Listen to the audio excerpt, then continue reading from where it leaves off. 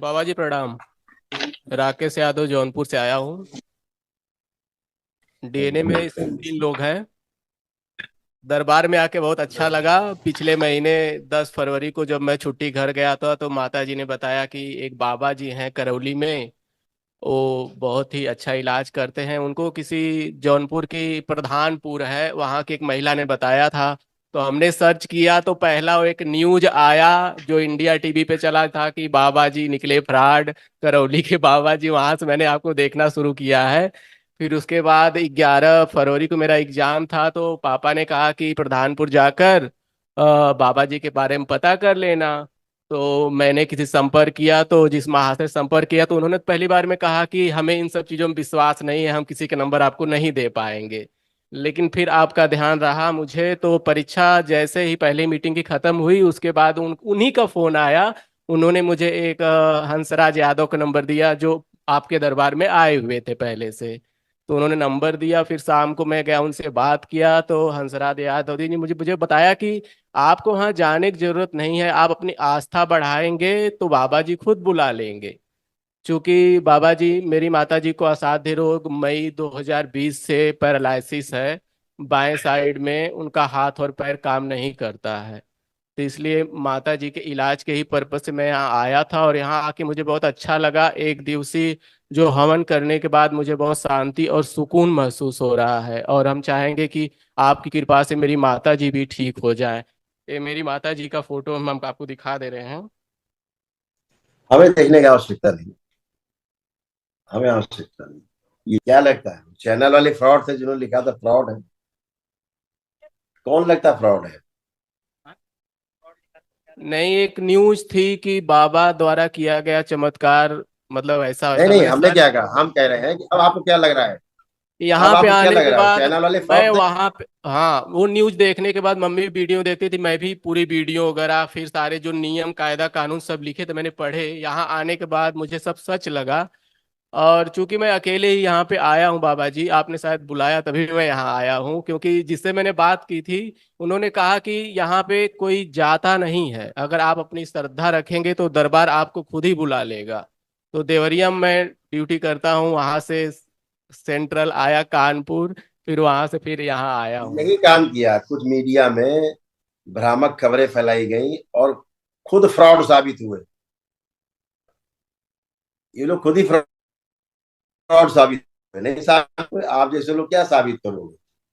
जब आप जैसे लोग एक्सपीरियंस करके आएंगे तो क्या साबित होता है, चैनल की रिपोर्ट गलत थी कि सही थी? वो न्यूज गलत थी जो जिन लोगों ने अफवाह फैलाई थी। वो गिराने का एक तरीका होता है, जैसे एक डॉक्टर्स कंपनी है, डॉक्टर के बारे में मैं भी जानता हूँ। डॉक्टर के पास जाने के बाद डॉक्टर तो एक भगवान है, वो तो बचपन से मुझे बताया गया कि भगवान है डॉक्टर, लेकिन वहां आने के बाद जब उनकी रसीद कटने लगती है तो मुझे यमराज की याद आने लगती है।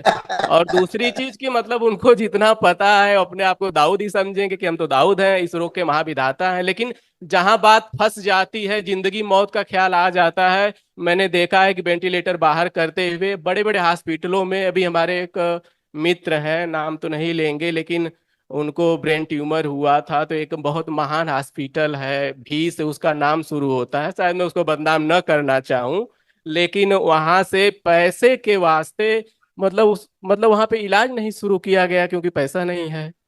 मतलब पैसा लेने के लिए पहले आप पैसा जमा करिए, पहले ये कराइए वो कराइए, सारे पैसे जमा कराइए, तब तक हो सकता है आप मर जाएं। और उसके बाद डेड बॉडी लेने के लिए भी पैसा जमा कराइए। इतनी भी हाँ। सहानुभूति मतलब डॉक्टर्स के अंदर नहीं है, जो कि एमबीबीएस कहे जाते हैं या फिर बहुत सारी डिग्रियां लेके बैठे हुए लोग। उस वैसी डिग्री का फायदा क्या है जब एक मरे हुए आदमी के लिए उसकी माँ या फिर उसका भाई पैसे का वेट करता है कि इंतजाम कर ले तो डेड बॉडी ले लें। उतने बड़े डॉक्टर होने न होने का इस समाज में क्या फायदा है, जहाँ पे लोग रोते ही रहें। हॉस्पिटल में हम मतलब जा नहीं सकते, वहां कदम नहीं रख सकते क्योंकि वहां इतनी भी वीआईपी व्यवस्था है। तो हॉस्पिटल का मतलब तो सबके लिए होना चाहिए, लेकिन वो चीजें अब नहीं हो पा रही हैं क्योंकि जितने घूस दे के एमबीबीएस बन रहे हैं उतनी घूस वसूलते हैं 100 गुना उससे ज्यादा। और यहाँ उल्टा होता है। यहाँ यहाँ आए उल्टा हमसे होता है मिलने, बाबा जी। यहाँ यहाँ मिलने आए, हमसे मुलाकात हुई नहीं, कहीं गांव में रुक गए। और उसके बाद हम तो यात्रा में थे, ठीक है। और उसको कोई कैंसर वगैरह था, ब्लड कैंसर था। उसके बाद वो कोई तबीयत खराब हुई होगी तो गांव से अपना वो अस्पताल ले गए। अब अस्पताल में खत्म हो गए। अब वहां से फोन आ रहा दरबार कि हमको बंगाल जाना है और पैसे नहीं है, और एम्बुलेंस वाला 90,000 में मांग रहा है, हमारे पास तो 90 रुपए नहीं है। तो दरबार कृपा कर दे कि भिजवा दे बंगाल तक। अब हमसे मतलब नहीं है, हमसे मिले भी नहीं है, दरबार आए भी नहीं है, प्रक्रिया भी कोई नहीं की है, केवल इतना ही हुआ कि दरबार आए, दर्शन करके उसके बाद फिर वो अस्पताल में एडमिट रहे। तो 90,000 रुपये खर्चा करके हमने उनको बंगाल भिजवाया।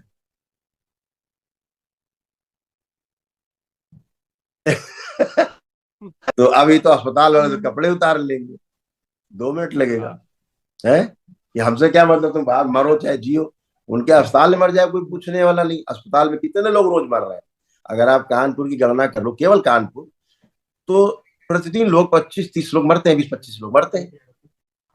तो कोई पूछने वाला नहीं कैसे मर गए, अरे वो तो बीमार थे, ये नहीं होगा कि दवाइयों के ओवरडोज से या गलत बाबा इलाज जी से मर गए, कोई मरते पूछने हैं वाला नहीं। मरते हैं,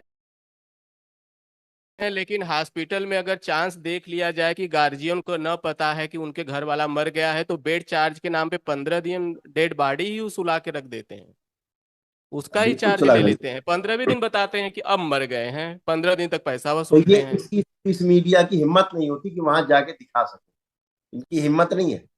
यहाँ ही दिखाएंगे, करौली शंकर महादेव धाम के सामने एक बुढ़िया थी, 74 साल की, मर गई।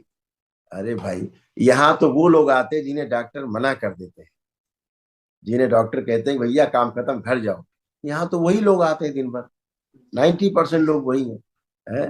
तो कोई मरेगा कोई बचेगा, ये तो अपनी प्रक्रिया है, आदमी करता है तो आस्था विश्वास श्रद्धा का विषय है।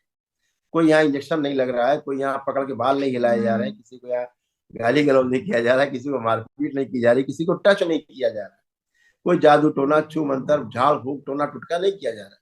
तो वैदिक प्रक्रिया है जो हम लोग क्या वैदिक प्रक्रिया होती है कि आप रुद्राभिषेक कर रहे हो, आप माँ के हवन कर रहे हो, भोलेनाथ के आप हवन कर रहे हो, आप विष्णु सहस्त्र नाम कर रहे हो, माँ के अभिषेक कर रहे हो, यही तो कर रहे हैं।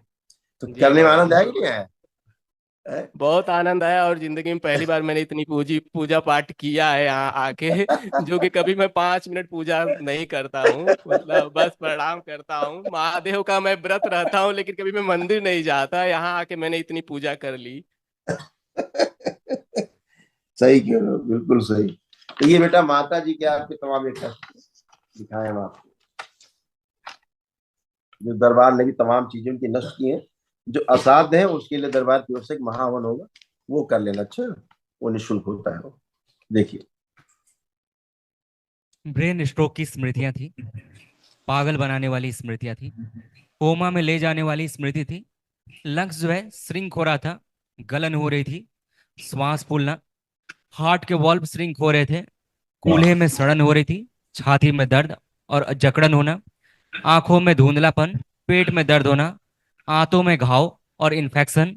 अल्जाइमर की स्मृति थी, भूल जाना, चक्कर आते थे, सिर में दर्द होना, ब्रेन में मल्टीपल ट्यूमर बन रहे थे, गर्भाशय में सड़न हो रही थी, मांसपेशियों में अकड़न और जकड़न होना। एमएनडी की स्मृतियां थी, बैठकर उठने में कमजोरी महसूस करना, कूल्हे में सड़न हो रही थी। कैंसर की स्मृतियां थी, यूरिनरी ब्लैडर में, गर्भाशय में, रक्त में, कोलोन में, लीवर में और हड्डियों में। पढ़ा आपने है? हाँ, मैंने पूरा सुन लिया, पढ़ भी लिया। और ऐसे स्पाइन में लंबर रीजन से, कमर से, ये सारे उनको कष्ट हो रहे रीढ़ की हड्डी गलकर कमजोर हो गई थी, लकवे की स्मृति थी, मसल्स गल सड़ रहे थे, लंबर स्पॉन्डिलाइटिस था। एमएनडी की स्मृति थी, मोटर नर्व लंबर के पास दब रही थी, पैर के तलुओं में सुन्नपन आ रहा था, घुटनों में ऑस्टियोफाइट्स बन गए थे। है ना? और ऐसे किडनी खराब हो रही थी मम्मी की तुम्हारी। किडनी निष्क्रिय हो रही थी, पेशाब से रक्त आता था, लालिमा जैसी आती थी, और यूरेटर में पस भर रहा था और घाव बन रहे थे। Urine infection. अभी तमाम सब चीजें नष्ट की गई, हटाई गई माँ की सबकी, आपके संकल्प के अनुसार। मम्मी से कह देना कि जैसे आज शनिवार है तो रात में हम एक संकल्प कराते हैं। तो वो संकल्प जरूर कर लेंगे, ठीक है, किया मम्मी को करें। मैंने बताया है और रात को मैं ही उनको लिंक भेजूंगा संकल्प करने के लिए। हाँ, तो ये सब बेटा देखो, दरबार के यहाँ बैठे बैठे देख रहा है क्या क्या कष्ट थे, हटाएंगे। तो चैनल्स का क्या है कि पूरी बात को समझना नहीं। उन्होंने कहा वो कौवा कान ले गया ले गया ले गया, वो कौवे पीछे भागे, नहीं देख रहे कि आदमी दोनों कान सुरक्षित है। हाँ, ये सारी हरकतें समाज में बहुत गैर जिम्मेदार रवैया अपना करके चीजों को बदनाम करना, और खास तौर से सनातन पे, यही अभी मस्जिद में हो रहा है, उसकी तरफ नहीं जाएंगे। ये वहां मस्जिद कहीं तरफ नहीं देखने जाते तो हैं। इनकी हिम्मत नहीं है कि जो रोज दरगाहों में, मजारों में रोज महिलाएं बेटियां पीटते हैं, उनके साथ व्यभिचार करते हैं, क्या क्या करते हैं हमें सब पता है बेटा। देखते हैं क्या क्या भूख के तमाम बच्चे यहाँ आते हैं, उनके साथ क्या क्या हरकतें होती हैं। उधर जाने की इनकी हिम्मत नहीं, नहीं हिम्मत है। उधर चले भी जाएंगे, इनकी हैसियत नहीं। जबकि वो चीजें एकदम पूरे रास्ते पर ही दरगाह हो वहां पे हाँ, ही की जाती है, मीडिया की गाड़ी वहीं से खुलेआम, जाएगी, लेकिन कैमरा खुलेआम। इनका उधर नहीं घूमेगा, लेंस खराब हो हाँ, जाएगा उसके लिए। हाँ, उनका लेंस खराब हो चुका है उनका कैमरे लेंस का। खराब हो जाता है, अंधे हो जाते हैं, रेटिना काम नहीं करता है। हाँ, बिल्कुल बिल्कुल बिल्कुल। और आज तक सारा मीडिया यहाँ लगा रहा, पूरा मीडिया लगा रहा है। हमने कहा भक्तों में जाई बाबा की, उनसे पूछिए, हमसे क्या पूछ रहे हो कौन ठीक है कौन ठीक नहीं। एक भी आदमी, 20,000 आदमी में एक आदमी नहीं निकाल पाए जिसने कि कहा हो कि हम ठीक नहीं हुए है। तो अपनी आस्था विश्वास श्रद्धा से आदमी ठीक होता है।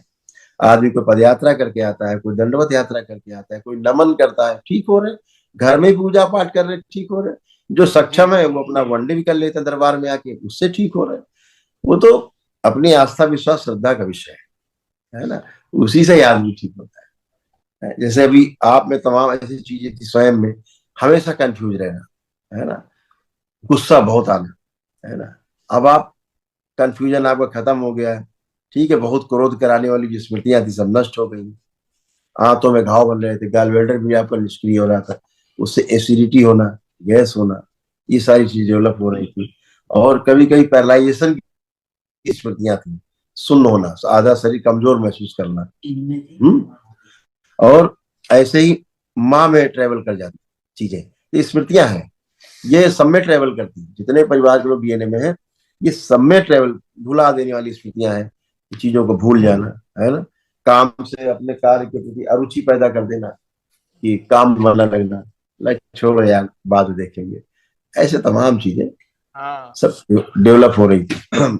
कभी कभी एंजाइटी फील होना, कभी कभी दिमाग सुन हो जाना, क्या क्या करें समझ नहीं आ रहा। ये सब चीजें सब स्मृतियां हैं, और ये सब पितरों से आती हैं, अपने पूर्व जन्मों से आती हैं, हमारी स्वयं की। जब ये नष्ट हो जाती है तो आदमी निरोगी महसूस करता है ना। आप आज खड़े हो एकदम फ्रेश, एकदम फ्रेश खड़े हो, आप एकदम हल्के फुल्के एकदम फ्रेश, आत्मविश्वास को बढ़ा हुआ है आपका। अब आपको लग रहा है अपना खूब काम करेंगे, है ना, खूब काम कर सकते हैं, और सारा एकाग्र शक्ति बढ़ी हुई है, स्मरण शक्ति बढ़ी हुई है, काम करने में रुचि है अपने लिए। ये सब दरबार करता है, और ये सब चीजें अच्छे से हो पाती है ना। आप चीजें सब समाप्त है, तो बेटा एक महावन जरूर कर लेना। कई लोग रखे हो डीएनए में? 3 लोग हैं। हम्म, 3 लोग। मम्मी मम्मी पापा और मैं। हाँ तो ठीक है, तीनों लोग रख करके, 3 लोग रख करके, और ये महावन कर लो। दरबार की ओर से स्लिप मिलेगी तो कल कर लीजिए। जैसे आप में एक स्मृति थी लकवे की, आपका पर्चा बना रखा है, लकवे की स्मृति थी वो आप में थी, लेकिन आपकी स्मृति क्या कर रही थी, मम्मी में जाकर के हिट कर रही थी। हम्म। देखिए कैसी कैसी चीजें नीचे, यहाँ यहाँ कैंसर की स्मृतियां थी, आपको नीचे लिखा है ना, पढ़िए, है ना। अब ये सब नष्ट हो गई, ठीक है ना, ये सारी सब नष्ट हुई। तो जी। ये सारे नष्टीकरण से, अब ये स्मृतियां ना होने से चीजें डेवलप ही नहीं होगी, सॉफ्टवेयर ही उड़ गया।